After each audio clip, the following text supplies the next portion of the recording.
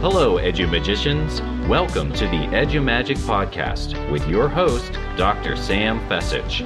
Dr. Sam is a professor of education, author of Edumagic, and a pumpkin spice latte fan. This podcast is designed for pre-service teachers. Remember, friends, teaching doesn't begin at graduation, but during that first class at 8 a.m. Let's get this party started. Hi, I'm Lisette Jacobson, host of the Black, Brown, and Bilingue podcast, a part of the Education Podcast Network, just like the show you're listening to now. Shows on the network are individually owned and opinions expressed may not reflect others. Find other interesting education podcasts at edupodcastnetwork.com. Hello, Edumagicians, and welcome back to another episode of the Edumagic podcast, the podcast that guides pre-service teachers from college to classroom.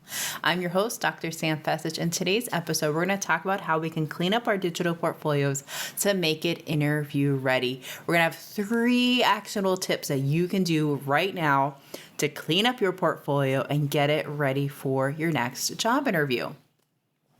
So first thing you want to do is you want to make sure that your portfolio is public, that anyone can see it. You want to make sure your professional stuff is public, that an administrator or a future employer can go ahead and find your content.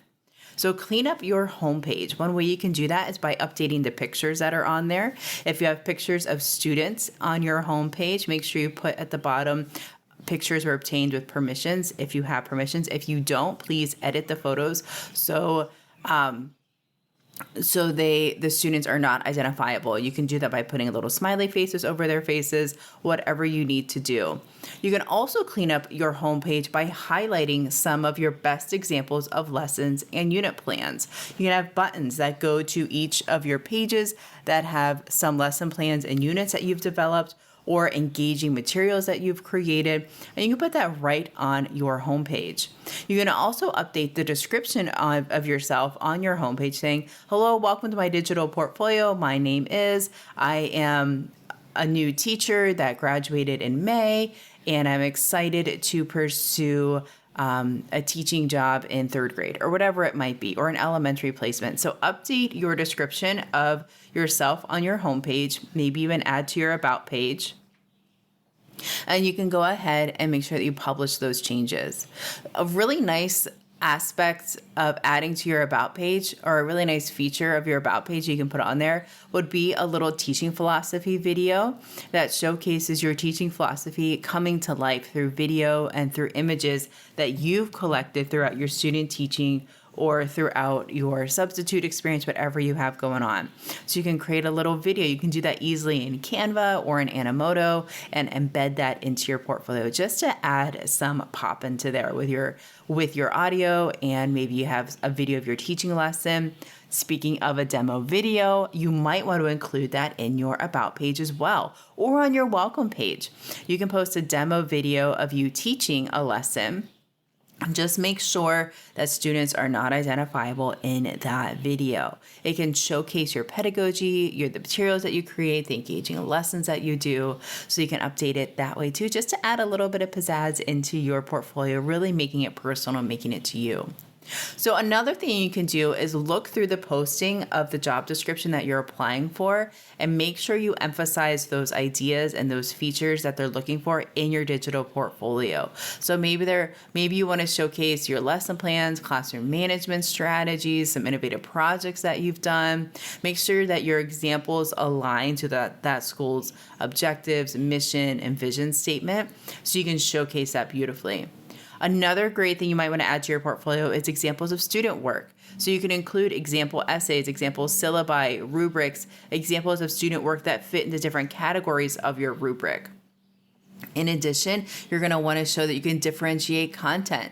So you can differentiate your lesson plans, the materials that you create, how you assess your students, how they show what they know in different ways.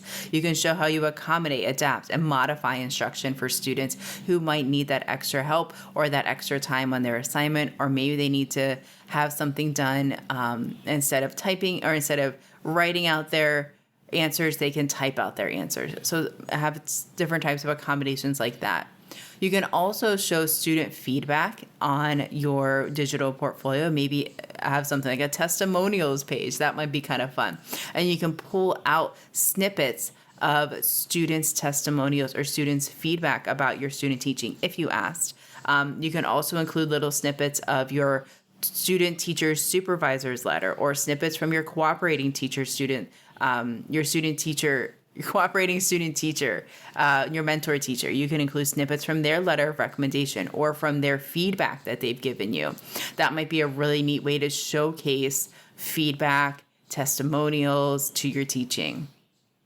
So friends, you want to make sure that your digital portfolio, it's not something that you create and it's done. It's something that always keeps getting updated, edited, added to, stuff taken out. So whenever you're creating your portfolio, keep that in mind. It's just progress, process, and product. And if you're listening to this all and thinking, oh man, I need to have a digital portfolio, I don't have one yet, I'll drop a link down below in the show notes for more resources about creating a digital portfolio. And one way you can kind of combine your digital portfolio during your teaching interview is to have a little teaching interview brochure. I'm going to put the link to my TPT store down below so you can grab that over on the Edumagic TPT Future Teacher Store. But what this does is it highlights those big ideas that you want to showcase during your interview. You can have a QR code that goes right to your portfolio, and the individuals in the hiring committee can look through it as you're talking. Also, in the interview itself, you might want to have pages of your portfolio up and ready to go. So this up in separate tabs, you can easily showcase, hey, here's a classroom management strategy I implemented. Here's a seating chart that I tried with my students.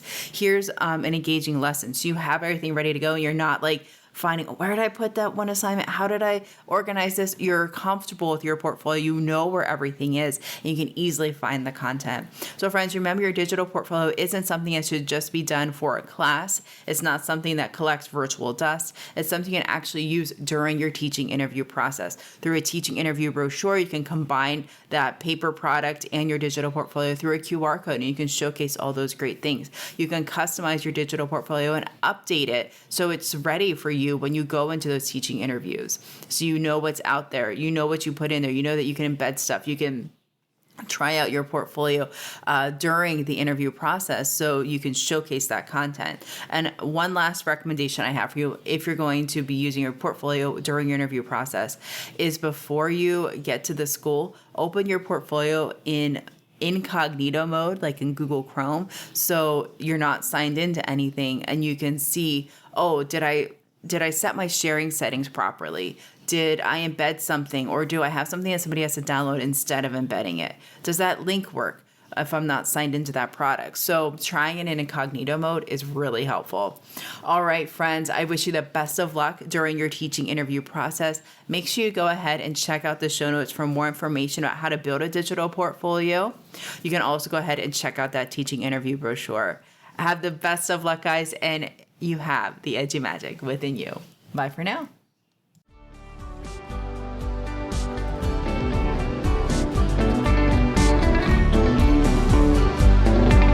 And there you have it, Edumagicians. If you enjoyed this episode, please subscribe and share it with your friends. For more Edumagic, check out sfecich.com and follow Dr. Sam on Twitter and Instagram @sfecich. Until next time, you have the Edumagic within you.